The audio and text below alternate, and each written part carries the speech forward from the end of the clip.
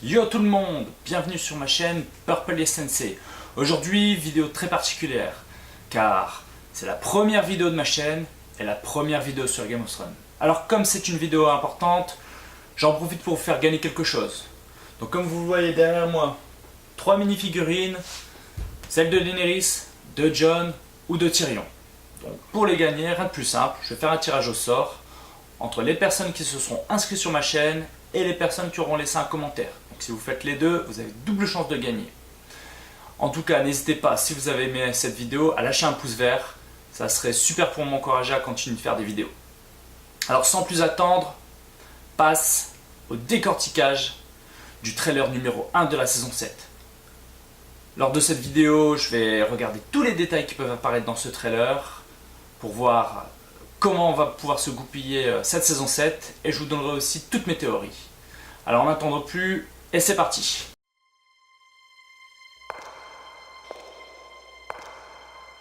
Enemies to the east.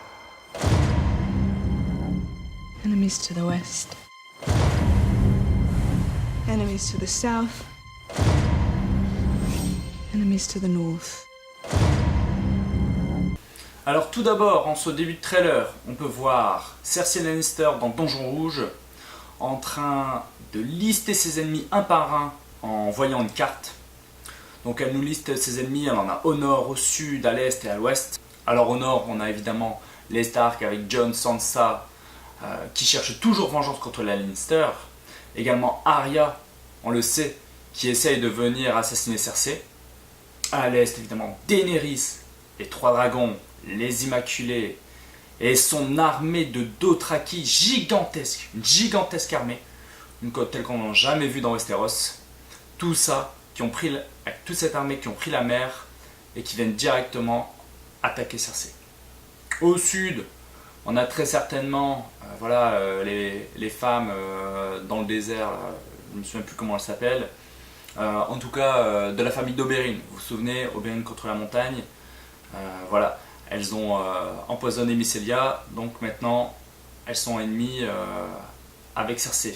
Cersei, qui on le rappelle, a fait péter un bâtiment de King Landing qui a emporté pas mal de Tyrell aussi. Donc certainement que ces personnes-là vont se rallier à Daenerys pour venir affronter Cersei. Et enfin à l'ouest, on a Euron Greyjoy qui voulait faire une armée de 1000 bateaux. Ils se sont séparés avec Théon et sa sœur. Théon est parti rejoindre Daenerys. Euron, qui va chercher un allié, va certainement se tourner vers Cersei. Alors je ne sais pas si vous aussi vous avez remarqué sur ce plan, mais Cersei porte un lourd manteau d'hiver plein de fourrure sur les épaules, alors que d'habitude à Port-Réal, quand même, il fait très chaud.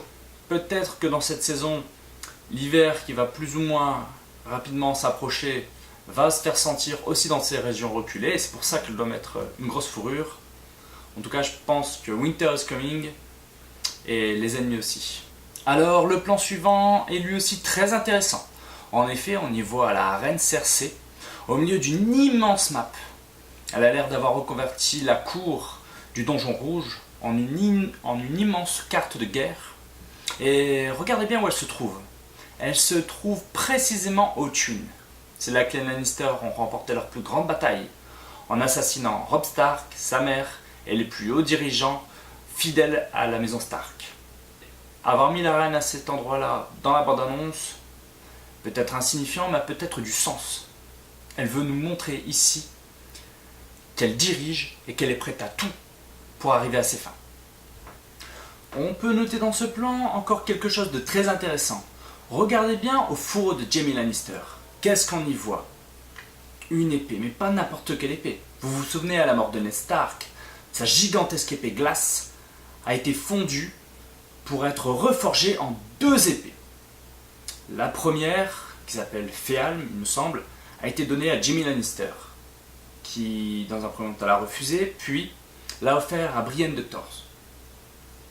Une deuxième épée, une épée jumelle, a été forgée. Cette épée, c'est Pleure Veuve. Elle a d'abord été donnée en cadeau de mariage à Joffrey Baratheon lors de son mariage avec Sansa. Joffrey étant mort, cette épée est revenue d'abord à Tommen.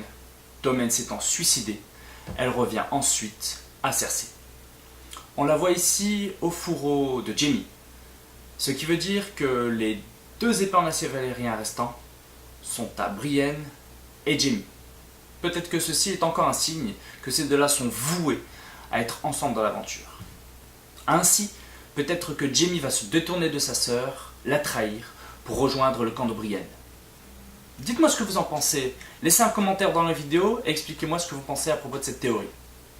En parlant de trahison d'ailleurs, il pourrait bien s'en produire une majeure chez les Lannister. En effet, vous vous souvenez, durant la saison 6, il me semble, on a vu un flashback où Cersei allait voir une voyante. La voyante lui annonçait qu'elle allait perdre ses 3 enfants. On l'a vu effondrer à la mort de Joffrey. Ensuite, à la mort par empoisonnement de Mycelia, elle a eu un deuil assez long, mais à la mort de Tommen, elle semblait résignée, comme si elle avait compris que la prophétie ne pouvait que s'accomplir. Mais la prophétie ne s'arrête pas là. La voyante lui a aussi dit qu'elle sera reine, mais pour un temps, car une autre reine, plus jeune, plus belle, viendra lui prendre tout ce qu'elle a. Ceci peut être un signe d'ailleurs que ce sera Daenerys qui viendra détrôner Cersei Lannister. En outre, la voyante lui a aussi dit que lorsque ses larmes ont cessé de couler, son petit frère viendra l'étrangler jusqu'à ce qu'elle meure. Alors maintenant, on sait qu'il reste 2 frères en vie pour Cersei. D'un côté Tyrion et de l'autre côté Jaime. Lequel des deux la tuera, on ne sait pas encore. On sait par contre que même s'ils sont jumeaux, Jaime et Cersei, c'est elle la plus vieille des deux. Elle est née en premier. Et on sait aussi que Jaime a déclaré que comme ils étaient nés ensemble, ils mourraient ensemble.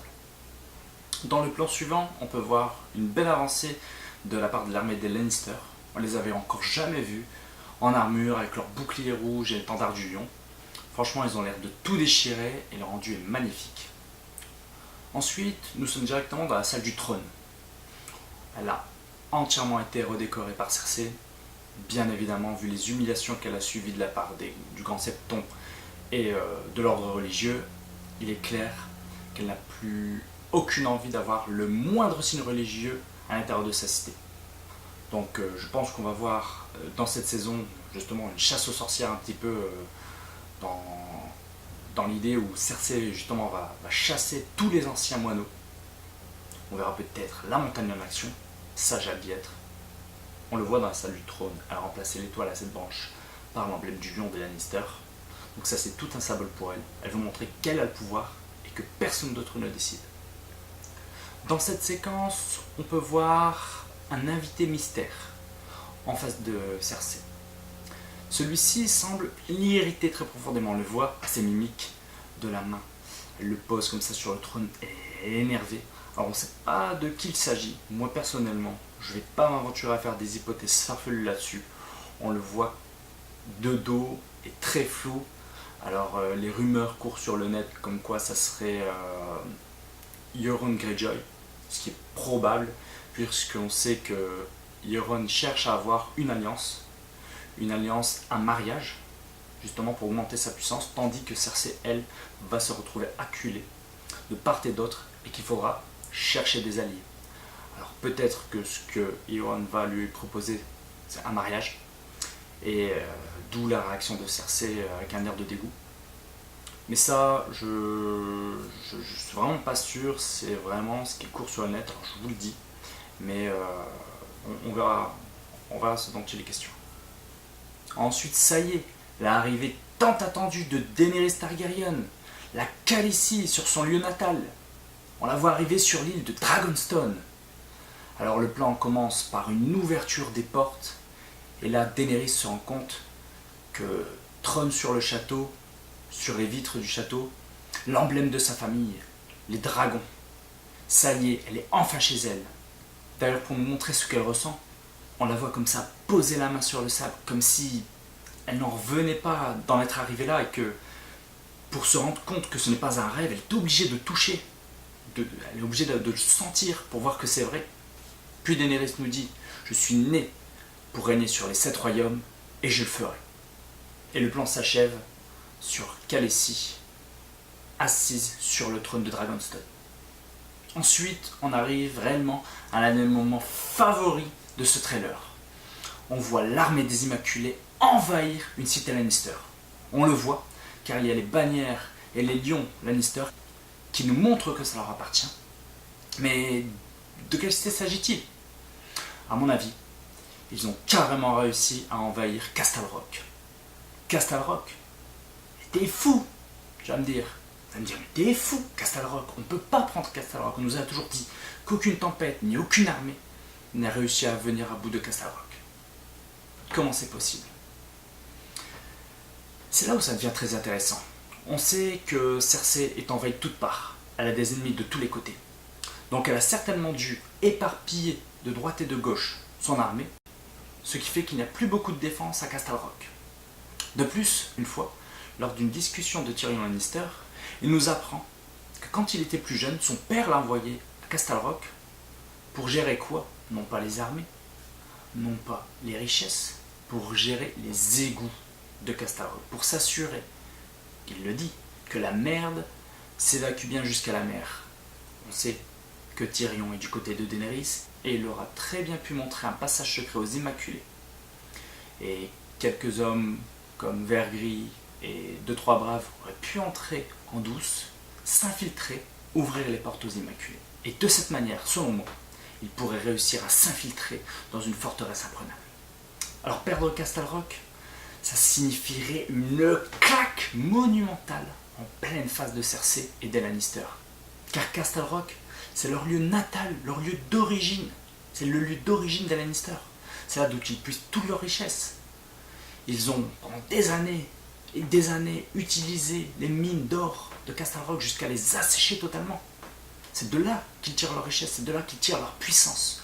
Perdre ce lieu si symbolique, ça signifierait la ruine des Lannister. Alors, pour la suite du trailer, je vais choisir de regrouper plusieurs parties qui me semblent être liées, en discuter et vous les imager. Comme ça, ce sera plus simple. Alors, on arrive à Jon Snow qui est The King of the North! The King of the North! Ce moment-là, on l'a tous attendu. Ça y est, vraiment, Jon est le roi du Nord. On peut voir d'ailleurs que parmi son assemblée, on retrouve Brienne, Tormund, le chef des Sauvageons. On peut voir Peter Baelish et Sansa dans la même pièce. Parlons un peu de Littlefinger. Je pense qu'il va avoir un rôle crucial dans cette saison. Je pense même qu'il va mourir dans cette saison. Pourquoi je vous dis ça? On le voit sur différents plans, en train d'essayer de mener sa petite langue de vipère aux oreilles de Sansa. À mon avis, il cherche à semer la discorde au sein des Stark restants pour en tirer profit. Mais Sansa, je pense pas qu'elle soit aussi bête que ça. Elle a été très bête par le passé, mais je pense qu'elle a appris de ses erreurs. Et soit elle va finir par se retourner contre lui, ou soit il va finir par perdre toute influence sur les Stark. On voit aussi un plan où Jon, dans la crypte des Stark, le plaque contre le mur, comme son père l'avait fait auparavant. Pourquoi cette scène? J'ai ma petite idée. À mon avis, Littlefinger est au courant de quelque chose dont peu de personnes ont connaissance. Mais quel est donc ce secret? À la fin de la saison 6, on nous a laissé grandement entrevoir que Jon n'est pas le fils d'un bâtard, qu'il est en fait le fils de Lyanna Stark. Maintenant, qui est le père?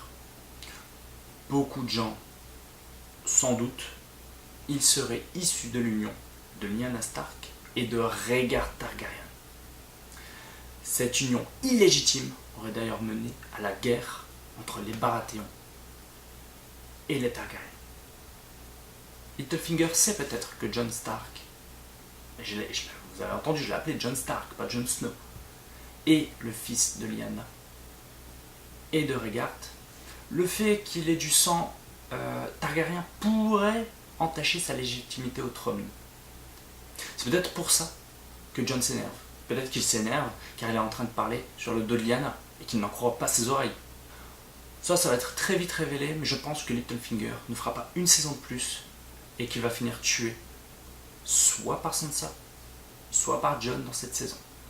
Alors en quoi l'information sans doute détenue par Lord Baelish est-elle importante? En quoi cette information, qui suggérerait que Jon soit issu de l'union de Lyanna et de Rhaegar Targaryen, serait-elle si importante? eh bien elle a une importance cruciale dans l'univers de Game of Thrones. En effet, c'est ce qui aurait déclenché la guerre entre les Baratheons et Targaryens.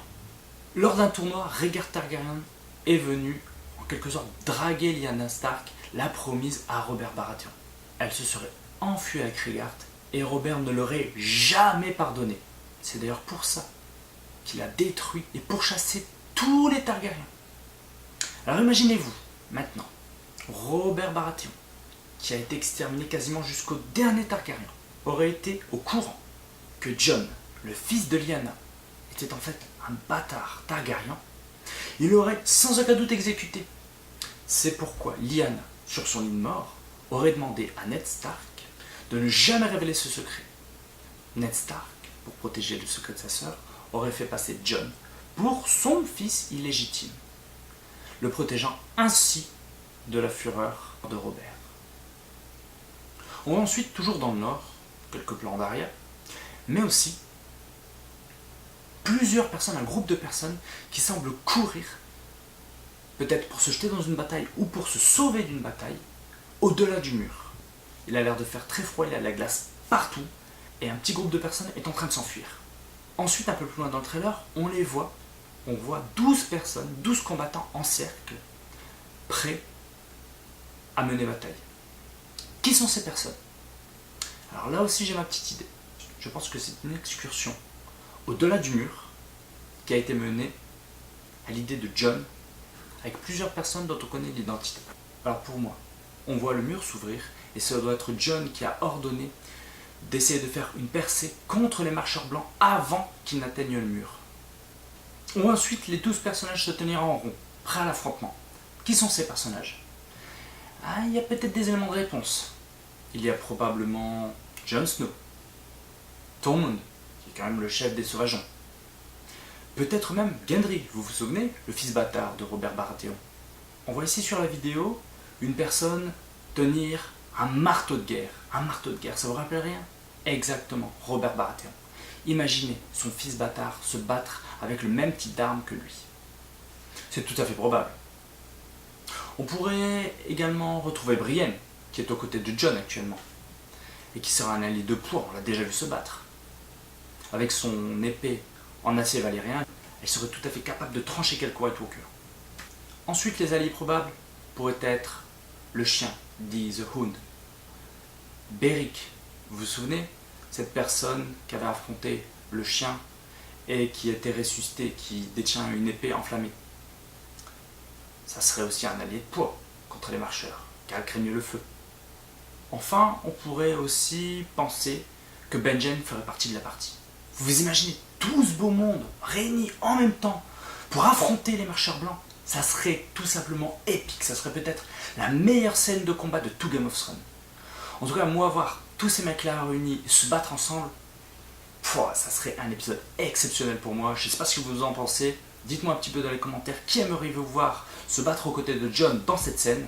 En tout cas, vu le nombre de marcheurs blancs et leur puissance, ils ont vraiment intérêt à être en forme parce que je ne crois pas qu'ils vont en ressortir tous vivants. Passons aux scènes navales maintenant. On voit dans le trailer beaucoup de scènes qui se passent sur l'eau avec des navires. On a d'un côté bien sûr la flotte détenue par Euron Greyjoy, qui est certainement ralliée à Cersei Lannister, et de l'autre côté, on a la flotte amenée par Theon et Yara Greyjoy, dont viennent s'ajouter les flottes des Martell et des Tyrell. On voit toute cette flotte alliée à Daenerys avancer certainement vers Port-Réal, où je pense qu'une grosse bataille entre l'armée qui est du côté de Daenerys et celle des Lannister va s'affronter. Je pense que les deux armées savent que cet affrontement risque d'être décisif. S'il y a affrontement sur la mer, ça va vraiment jouer énormément à la faveur ou à la défaveur de l'un des camps. Les deux le savent et ils vont jeter toute leur force dans la bataille. On voit un plan où Theon est entouré de flammes. Je pense que les bateaux vont être incendiés d'un côté, brûlés par des dragons de l'autre. En tout cas, une bataille navale aura bel et bien lieu et elle risque d'être décisive pour le succès ou la défaite de Daenerys.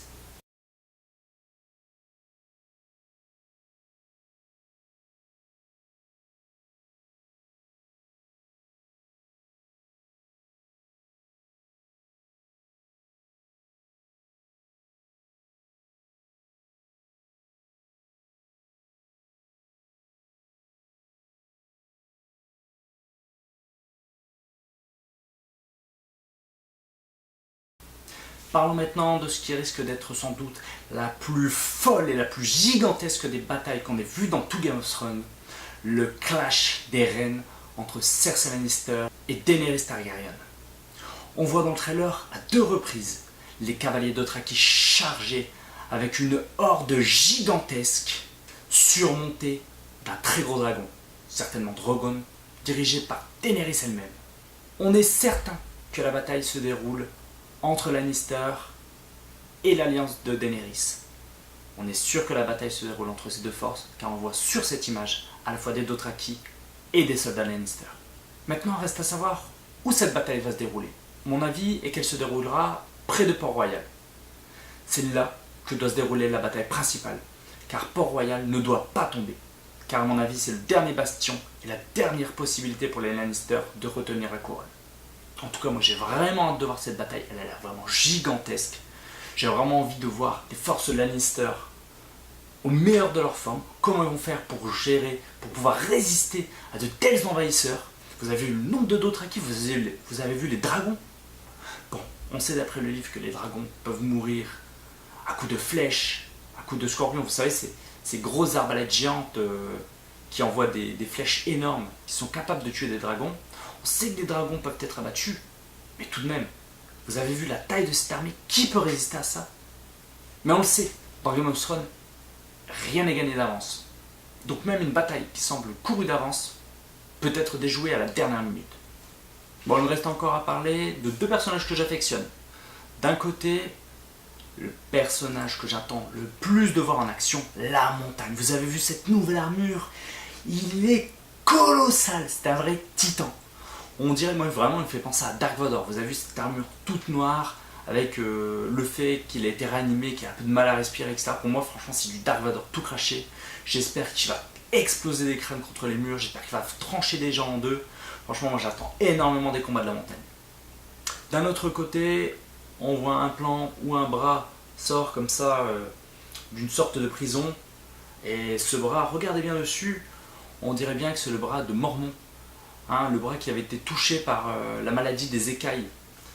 Alors, on le sait, Daenerys lui a donné l'autorisation de se mettre, lui a ordonné même de se mettre en quête d'un remède pour se soigner.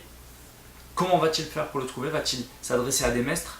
Va-t-il croiser la route de Sam, peut-être, qui aura acquis des connaissances suffisantes pour l'aiguiller et se soigner? On sait que c'est une maladie qui est quasiment incurable, mais certaines personnes en sont réchappées. Notamment l'un des Greyjoy, qui dans les livres a eu un bras complètement bouffé par la maladie, mais une fois qu'il a réussi à se soigner, ce bras-là était enveloppé d'une sorte de fumée rouge et il était encore plus puissant qu'avant d'être malade. Alors peut-être un petit power-up pour Mormont. Moi j'avoue que le voir venir à nouveau sur le devant de la scène avec un bras un petit peu boosté, voilà, ça m'éclaterait trop. Pour conclure cette vidéo, moi je vais vous dire un petit peu ce que je kifferais voir au sein de cette saison ou dans la saison suivante. Moi, ce que j'aimerais voir, c'est une bataille avec les 3 dragons. L'un serait contrôlé par Daenerys, un autre par Tyrion. Pourquoi Tyrion?